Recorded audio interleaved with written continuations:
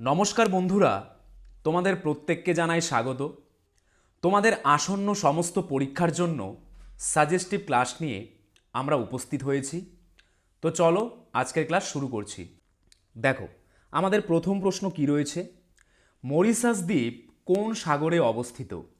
Mauritius দ্বীপটি কোন সাগরে অবস্থিত?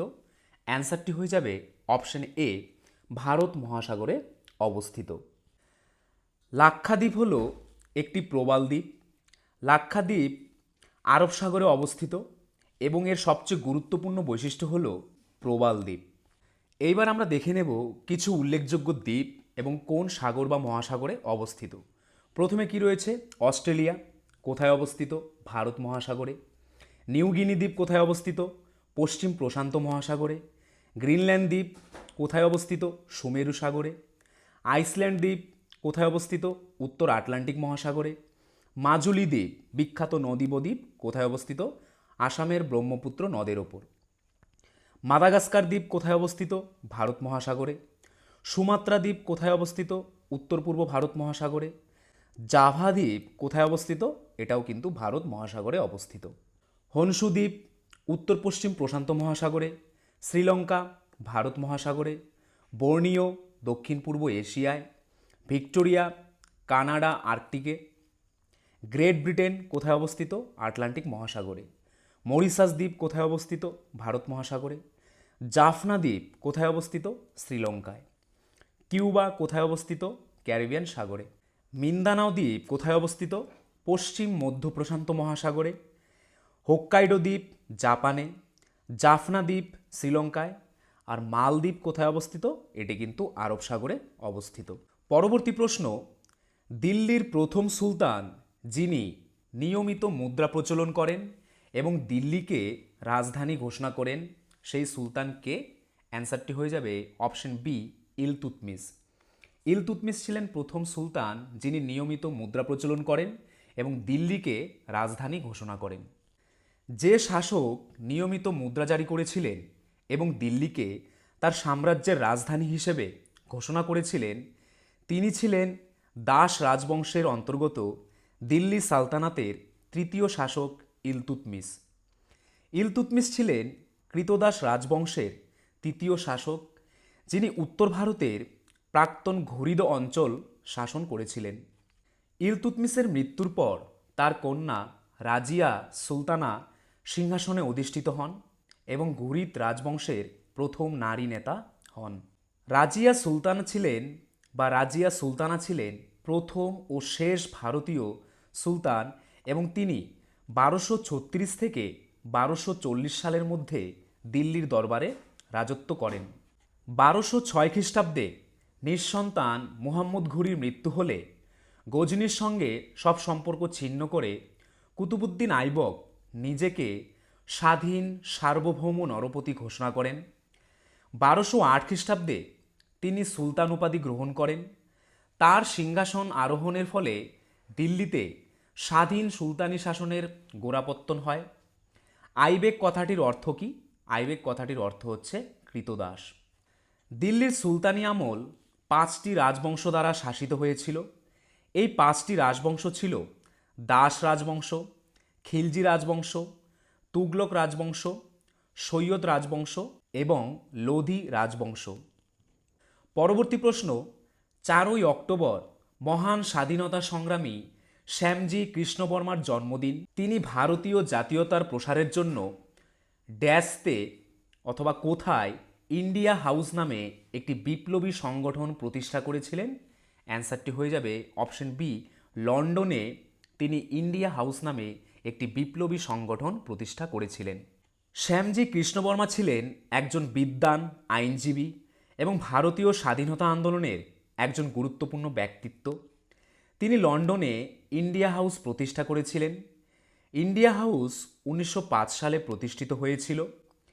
এটি ইংল্যান্ডে পড়াশোনা করা ভারতীয় শিক্ষার্থীদের জন্য একটি ছাত্রাবাস হিসেবে কাজ করেছিল। তোমাদের আসন্ন ডাব্লিউবিপি, কেপি ক্লার্কশিপ, মিসলেনিয়াস পরীক্ষার জন্য লাস্ট মিনিট ব্রহ্মাস্ত্র সাজেশন পেতে ও 90% প্লাস হুবহু কমন পেতে হলে আমাদের স্ক্রিনে দেওয়া নাম্বারে তোমরা হোয়াটসঅ্যাপ করে নাও।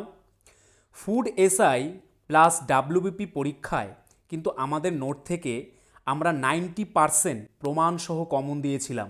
তাই আসন্ন তোমাদের যদি যে কোনো পরীক্ষা রয়েছে 80+ জিকে টপিক সঙ্গে অঙ্ক ও বাকি সব, স্বল্প সময়ে পাশের গ্যারান্টি সাজেশন নিয়ে পাশ করতে আমাদের স্ক্রিনে দেওয়া নাম্বারে তাড়াতাড়ি হোয়াটসঅ্যাপ করে নাও। কোন চলচ্চিত্রটি সবচেয়ে বেশি অস্কার পুরস্কার জিতেছে? নিচের অপশনগুলির মধ্যে কোন অপশনটি অথবা কোন চলচ্চিত্রটি সবচেয়ে বেশিবার অস্কার পুরস্কার জিতেছে? অ্যান্সারটি হয়ে যাবে অপশন এ, টাইটানিক চলচ্চিত্রটি। এটি একটি আমেরিকান চলচ্চিত্র যা 1998 সালের 23শে মার্চ সেরা ছবি এবং সেরা পরিচালক সহ 11টি অস্কার পুরস্কারে সম্মানিত হয়েছে। যদিও ছবিটি 14টি পুরস্কারের জন্য মনোনীত হয়েছিল, কিন্তু শুধুমাত্র 11টি বিভাগে জিতেছিল। এই চলচ্চিত্রের পরিচালক হল জেমস ক্যামেরন। পরবর্তী প্রশ্ন, লাল রং বিপদের সংকেত হিসেবে ব্যবহৃত হয় কেন? কেন লাল রঙকেই আমরা বিপদের সংকেত হিসেবে ব্যবহার করি? অ্যান্সারটি হয়ে যাবে অপশন বি, লাল আলো বায়ুকণা দ্বারা সবচেয়ে কম বিক্ষিপ্ত হয়। লাল আলো বায়ুকণা দ্বারা সবচেয়ে কম বিক্ষিপ্ত হয় বলে আমরা লাল রঙকে বিপদের সংকেত হিসেবে ব্যবহার করি। কারণ লাল আলোতে সমস্ত রঙের বৃহত্তম তরঙ্গদৈর্ঘ্য রয়েছে, এটি সবচেয়ে কম বিক্ষিপ্ত হয়। লাল রঙটি সর্বদা বিপদের সংকেত হিসেবে ব্যবহৃত হয়, কারণ লাল রঙটির তরঙ্গদৈর্ঘ্য দীর্ঘতম হওয়ায় এটি সবচেয়ে কম বিক্ষিপ্ত হয়। সুতরাং এই সংকেতটি অনেক দূর থেকে দেখা যায়। পরবর্তী প্রশ্ন, আর্যভট্ট উচ্চশিক্ষার জন্য কোথায় গিয়েছিলেন? আর্যভট্ট উচ্চশিক্ষার জন্য কোথায় গিয়েছিলেন? অ্যান্সারটি হয়ে যাবে অপশন ডি, পাটলিপুত্রতে গিয়েছিলেন বা পাটলিপুত্রে গিয়েছিলেন। আর্যভট্ট কে এবং তার প্রধান অবদান কী? আর্যভট্ট ছিলেন একজন প্রাচীন ভারতীয় গণিতবিদ এবং জ্যোতির্বিজ্ঞানী, যিনি বীজগণিত, ত্রিকোণমিতি এবং জ্যোতির্বিদ্যায় অগ্রণী অবদান রেখেছিলেন। তার কাজ শূন্যের ধারণা প্রবর্তন করেছিল, দশমিক সিস্টেমের ভিত্তি স্থাপন করেছিল এবং সৌর ও চন্দ্রগ্রহণের জন্য সঠিক গণনা প্রদান করেছিল। পরবর্তী প্রশ্ন, ভারতের কোন রাজ্যের দীর্ঘতম উপকূল রেখা রয়েছে? ভারতের কোন রাজ্যের দীর্ঘতম উপকূল রেখা রয়েছে? অ্যান্সারটি হয়ে যাবে অপশন সি, গুজরাট রাজ্যের দীর্ঘতম উপকূল রেখা রয়েছে। ভারতের গুজরাট রাজ্যের দীর্ঘতম উপকূল রেখা রয়েছে। এর দৈর্ঘ্য কত? 1600 কিলোমিটার। এটি ভারতীয় সমুদ্র উপকূলের প্রায় 24%। এর 41টি বন্দর রয়েছে, একটি বৃহৎ, 11টি মাঝারি এবং 29টি ছোট বন্দর। ভারতের অন্ধ্রপ্রদেশ রাজ্যের দ্বিতীয় দীর্ঘতম উপকূল রেখা রয়েছে। পূর্বঘাট পর্বতমালা এবং বঙ্গোপসাগরের মধ্যবর্তী করমণ্ডল উপকূল বরাবর এই উপকূলের দৈর্ঘ্য 974 কিলোমিটার। ভারতের তামিলনাড়ু রাজ্যের তৃতীয় বৃহত্তম উপকূল রেখা আছে এবং এটি করমণ্ডল উপকূল হিসেবে পরিচিত। প্রধান সমুদ্র বন্দরগুলি হল তুতিকোরিন এবং চেন্নাই মৎস্য বন্দর, মেরিনা সৈকত, যেটি ভারতের বৃহত্তম প্রাকৃতিক নগর সৈকত, এবং মান্নার উপসাগরের মেরিন ন্যাশনাল পার্ক। 720 কিমি দীর্ঘ চতুর্থ বৃহত্তম উপকূল রেখা আছে মহারাষ্ট্র রাজ্যের এবং এটি কোঙ্কণ উপকূল হিসেবে পরিচিত। ভারতের কেরালা রাজ্যে 580 কিলোমিটার দীর্ঘ পঞ্চম বৃহত্তম উপকূল রেখা রয়েছে এবং এটি মালাবার উপকূল হিসেবে পরিচিত। ভারতের উপকূল রেখার মোট দৈর্ঘ্য কত? 7516.6 কিলোমিটার। পরবর্তী প্রশ্ন, কোন তাপমাত্রায় সেলসিয়াস স্কেল এবং ফারেনহাইট স্কেলে একই পাঠ পাওয়া যায়? অথবা কোন তাপমাত্রায় সেলসিয়াস স্কেল ও ফারেনহাইট স্কেলে তাপমাত্রা কি দেখা যায়? সমান দেখা যায়। অ্যান্সারটি হয়ে যাবে অপশন বি, -40 ডিগ্রি টেম্পারেচারে সেলসিয়াস স্কেল এবং ফারেনহাইট স্কেলে একই পাঠ পাওয়া যায়। পরবর্তী প্রশ্ন, পৃথিবীর প্রথম সবাক ছবি তৈরি হয় কত সালে? পৃথিবীর প্রথম সবাক ছবি কত সালে তৈরি হয়? অ্যান্সারটি হয়ে যাবে অপশন ডি, 1927 সালে তৈরি হয়েছিল। 1927 সালের 6ই অক্টোবর বিশ্বের প্রথম সবাক চলচ্চিত্র অ্যালান ক্রসল্যান্ড পরিচালিত এবং ওয়ার্নার ব্রাদার্স প্রযোজিত দ্য জ্যাজ সিঙ্গার মুক্তি পেয়েছিল। পরবর্তী প্রশ্ন, ভারতের কেন্দ্রীয় ব্যাংক হল নিচের অপশানগুলির মধ্যে কোনটি ভারতের কেন্দ্রীয় ব্যাংক? অ্যান্সারটি হয়ে যাবে অপশন সি, আরবিআই অথবা রিজার্ভ ব্যাংক অফ ইন্ডিয়া হল ভারতের কেন্দ্রীয় bank. Reserve bank of India বা আরবিআই হল ভারতের কেন্দ্রীয় ব্যাংক, যা ভারতীয় রিজার্ভ ব্যাংক আইনের অধীনে 1 এপ্রিল 1935 তারিখে কাজ শুরু করে। পরবর্তী প্রশ্ন, কারা কঠিন, তরল ও গ্যাসীয় এই 3 দশাতেই উপস্থিত থাকতে পারে? কারা কঠিন, তরল ও গ্যাসীয় এই 3টি অবস্থাতেই উপস্থিত থাকতে পারে? অ্যান্সারটি হয়ে যাবে অপশন সি, অধাতু। অধাতুরা এই 3টি দশাতেই উপস্থিত থাকতে পারে। পরবর্তী প্রশ্ন, সুলতানি যুগের আকবর কোন সুলতানকে বলা হয়? কোন সুলতানকে সুলতানি যুগের আকবর বলা হয়? অ্যান্সারটি হয়ে যাবে অপশন বি, ফিরোজ শাহ তুগলককে সুলতানি যুগের আকবর বলা হয়। ফিরোজ শাহ তুগলকের উপাধি কী ছিল? সৈয়দ উস সালাতিন। মুহাম্মদ বিন তুগলক 1327 সালে তিনি তার রাজধানী দিল্লি থেকে কোথায় স্থানান্তর করার সিদ্ধান্ত নেন? দৌলতাবাদে। মুহাম্মদ বিন তুগলক একাধিক পরিকল্পনা গ্রহণ করেন, কিন্তু তার অস্থির মানসিক তার জন্য তার পরিকল্পনা সাফল্য লাভ করতে পারেননি। এজন্য তাকে অনেক সময় পাগলা রাজাও বলা হয়। পরবর্তী প্রশ্ন, অগ্ন্যাশয় রসে উপস্থিত প্রোটিনের পাচনের জন্য দায়ী উৎসেচকটির নাম কি? অ্যান্সারটি হয়ে যাবে অপশন সি, ট্রিপসিন। ট্রিপসিন উৎসেচকটি অগ্ন্যাশয় রসে উপস্থিত প্রোটিনের পাচনের জন্য দায়ী। ট্রিপসিন নামক উৎসেচক অগ্ন্যাশয়ের রসে উপস্থিত থেকে প্রোটিনকে অ্যামিনো অ্যাসিডে রূপান্তরিত করে। এটি প্রোটিন পরিপাকে সহায়তা করে। ট্রিপসিন ক্ষুদ্রান্তের প্রোটিনগুলি ভেঙে দেয় এবং এভাবে পরিপাক প্রক্রিয়া চালিয়ে যায়। উল্লেখ্য যে এটি অগ্ন্যাশয়ের দ্বারা ট্রিপসিনোজেন নামক একটি নিষ্ক্রিয় রূপে উৎপাদিত হয়। পরবর্তী প্রশ্ন, নিউটনের প্রথম সূত্র কোন রাশির ধারণা দেয়? নিউটনের প্রথম সূত্র থেকে কোন রাশির ধারণা পাওয়া যায়? অ্যান্সারটি হয়ে যাবে অপশন ডি, জাড্ডো, অর্থাৎ জাড্ডের ধারণা পাওয়া যায়। এজন্য অনেক সময় নিউটনের প্রথম সূত্রকে জাড্ডের সূত্র বা জড়তার সূত্র বলা হয়ে থাকে। পরবর্তী প্রশ্ন, স্বাধীন ভারতবর্ষের অলিম্পিক ফুটবল টিমের প্রথম ক্যাপ্টেন কে ছিলেন? স্বাধীন ভারতবর্ষের অলিম্পিক ফুটবল টিমের প্রথম ক্যাপ্টেন কে ছিলেন? অ্যান্সারটি হয়ে যাবে অপশন সি, শৈলেন মান্না। মান্না 1948 সালে লন্ডনে অনুষ্ঠিত অলিম্পিক ফুটবল ইভেন্টে তাদের প্রথম উপস্থিতিতে ভারতীয় জাতীয় দলের অধিনায়ক ছিলেন। এই অবস্থান তাকে স্বাধীন ভারতের অলিম্পিক ফুটবল দলের প্রথম অধিনায়ক করে তোলে। পরবর্তী প্রশ্ন, ভারতে ব্রিটিশ কর্তৃক প্রতিষ্ঠিত প্রথম দুর্গের নাম কি? ভারতে ব্রিটিশ কর্তৃক প্রতিষ্ঠিত প্রথম দুর্গের নাম কি? অ্যান্সারটি হয়ে যাবে অপশন বি, সেন্ট জর্জ দুর্গ। কী হবে অ্যান্সারটি? সেন্ট জর্জ দুর্গ।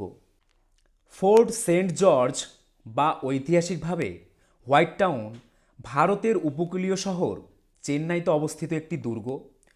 1639 সালে প্রতিষ্ঠিত এটি ছিল ভারতের প্রথম ইংরেজ দুর্গ। পরবর্তী প্রশ্ন, ভারতের উত্তর দক্ষিণে বিস্তার কত? ভারতের উত্তর দক্ষিণের বিস্তার কত? অ্যান্সারটি হয়ে যাবে অপশন বি, 3214 কিমি। ভারতের উত্তর থেকে দক্ষিণে বিস্তার 3214 কিলোমিটার এবং পূর্ব থেকে পশ্চিমের বিস্তৃতি কত? 2933 কিলোমিটার। পরবর্তী প্রশ্ন, মানবদেহে কোন মৌল সবচেয়ে বেশি পরিমাণে পাওয়া যায়? মানবদেহে কোন মৌল সবচেয়ে বেশি পরিমাণে পাওয়া যায়? অ্যান্সারটি হয়ে যাবে অপশন এ, অক্সিজেন সবথেকে বেশি পরিমাণে পাওয়া যায়। অক্সিজেন হলো মানবদেহে সর্বাধিক পরিমাণে পাওয়া যায় এবং এটি মোট ওজনের 65% হয়ে থাকে। পরবর্তী প্রশ্ন, কোন ষড়যন্ত্র মামলায় অভিযুক্ত হয়ে ভগৎ সিং, রাজগুরু এবং সুখদেব ফাঁসিতে প্রাণ দেন? কোন ষড়যন্ত্র মামলায় এরা ফাঁসিতে প্রাণ দেন? অ্যান্সারটি হয়ে যাবে অপশন বি, লাহোর ষড়যন্ত্র মামলায়।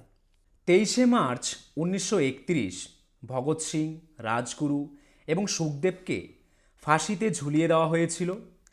লাহোর ষড়যন্ত্র মামলায় তাদের মৃত্যুদণ্ড দেওয়া হয়।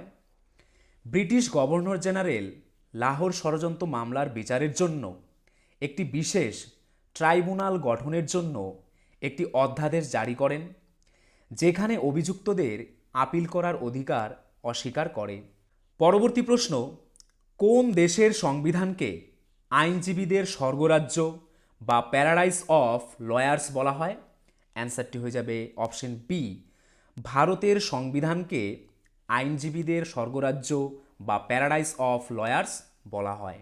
পরবর্তী প্রশ্ন, নিচের হ্রদগুলির মধ্যে কোনটি ভারতের দীর্ঘতম হ্রদ? ভারতের দীর্ঘতম হ্রদ কোনটি? অ্যান্সারটি হয়ে যাবে অপশন ডি, ভেম্বানাথ হ্রদ হচ্ছে ভারতের দীর্ঘতম হ্রদ। ভেম্বানাথ হ্রদ, যা কোচি লেক নামেও পরিচিত, এটি ভারতের বৃহত্তম হ্রদ। এটি দেশের দক্ষিণ পশ্চিমে কেরালা রাজ্যে অবস্থিত একটি নোনা জলের হ্রদ।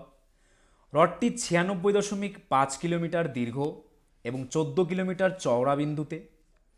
এটি 2033 বর্গ কিলোমিটার এলাকা জুড়ে অবস্থিত। যে শর্করাটি দুধে পাওয়া যায় সেটি কি? কোন শর্করাটি দুধে পাওয়া যায়? অ্যান্সারটি হয়ে যাবে অপশন বি, ল্যাকটোজ নামে শর্করাটি দুধে পাওয়া যায়।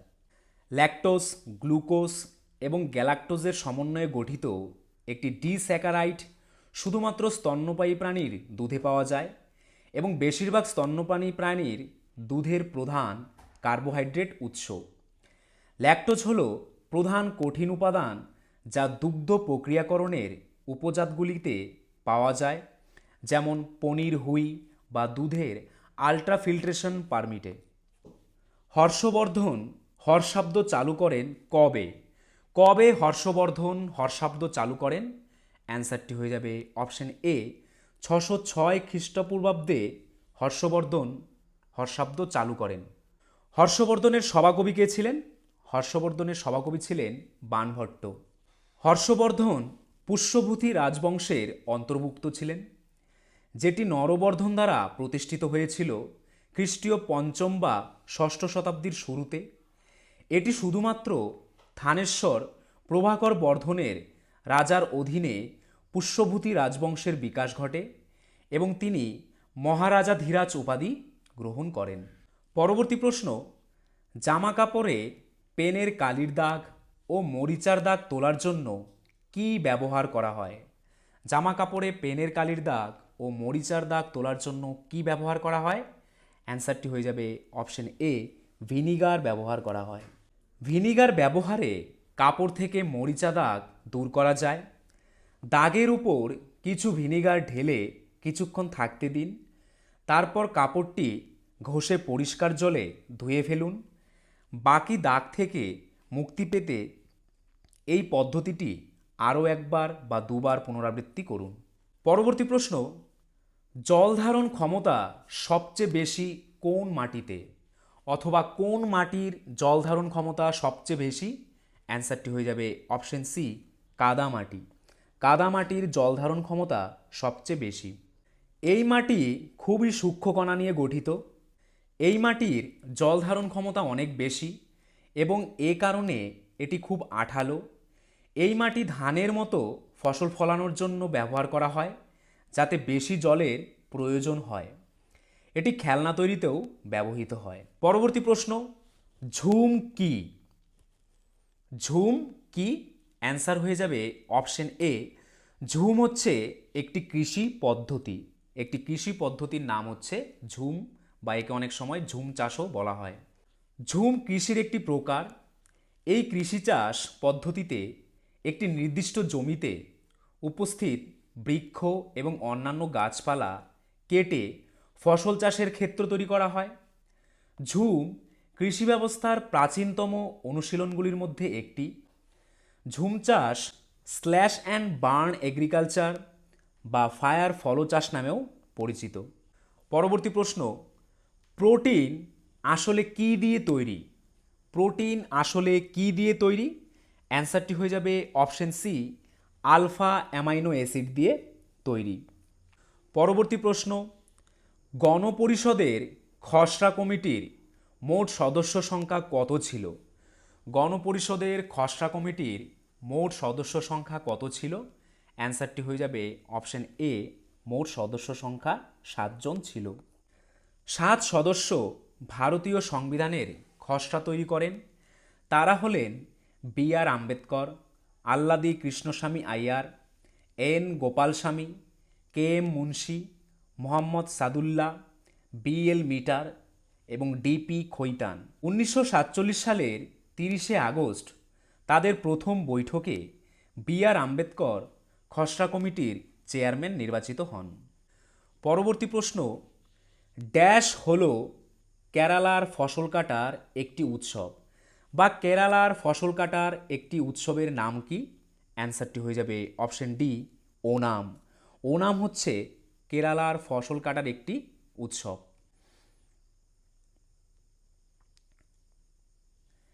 এটি কেরালার একটি ফসল কাটার উৎসব। রাজা মহাবলীর আগমনকে স্মরণ করার জন্য এটি পালিত হয়েছিল। এই উৎসব 10 দিন ধরে চলে। এটি প্রতি বছর আগস্ট থেকে সেপ্টেম্বর মাসে পালিত হয়। তারপর দেখো, মহারাষ্ট্রের কয়েকটি উল্লেখযোগ্য লোকনৃত্য হল লাবণী, তামাশা, দাহিকলা, ধানগাড়ি গাজা, দিন্দি। মেঘালয়ের কয়েকটি উল্লেখযোগ্য লোকনৃত্য হল লহ, নংক্রেম। গুজরাটের গরবা, গণপতি, ভজন, ডান্ডিয়া, রাসলীলা, গারোয়া, টিপ্পনি, পাধার, ভাবেই ও হুদো। মিজোরামের দুটি লোকনৃত্য হচ্ছে চেরাও ও খুয়াল্লাম। অন্ধ্রপ্রদেশের কয়েকটি উল্লেখযোগ্য লোকনৃত্য হল কুচিপুড়ি, কোট্টম, গীতি ভাগবতম, মাথুরি, ধামাল, ভীরনাট্যম ও ধিমাশা। ডেঙ্গু রোগের জীবাণু বহন করে কোন মশা? কোন মশা ডেঙ্গু রোগের জীবাণু বহন করে?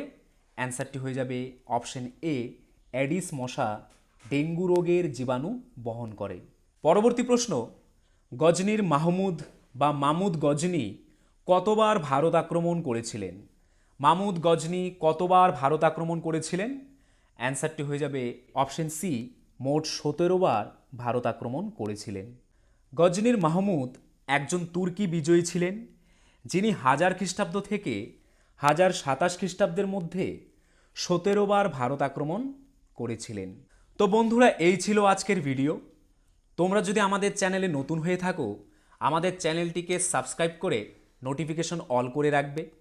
তার পাশাপাশি তোমরা যদি আমাদের পুলিশের ব্যাচে অ্যাডমিশন নিতে চাও, তাহলে আমাদের স্ক্রিনে দেওয়া নাম্বারে একবার এক্ষুনি হোয়াটসঅ্যাপ করে নাও। আর আজকের ভিডিওর যদি পিডিএফ পেতে চাও, তাহলে আমাদের টেলিগ্রাম চ্যানেলে জয়েন করে নাও, বেঙ্গলি নলেজ একাডেমি এই চ্যানেলে, যেটি এই ভিডিওর ডেসক্রিপশনে দেওয়া রয়েছে। তোমাদের আসন্ন ডাব্লিউবিপি, কেপি ক্লার্কশিপ, মিসলেনিয়াস পরীক্ষার জন্য লাস্ট মিনিট ব্রহ্মাস্ত্র সাজেশন পেতে ও 90% প্লাস হুবহু কমন পেতে হলে আমাদের স্ক্রিনে দেওয়া নাম্বারে তোমরা হোয়াটসঅ্যাপ করে নাও। ফুড এসআই প্লাস ডাব্লিউবিপি পরীক্ষায় কিন্তু আমাদের নোট থেকে আমরা 90% প্রমাণসহ কমন দিয়েছিলাম। তাই আসন্ন তোমাদের যদি যে কোনো পরীক্ষা রয়েছে, 80+ জিকে টপিক সঙ্গে অঙ্ক ও বাকি সব, স্বল্প সময়ে পাশের গ্যারান্টি সাজেশন নিয়ে পাশ করতে আমাদের স্ক্রিনে দেওয়া নাম্বারে তাড়াতাড়ি হোয়াটসঅ্যাপ করে নাও।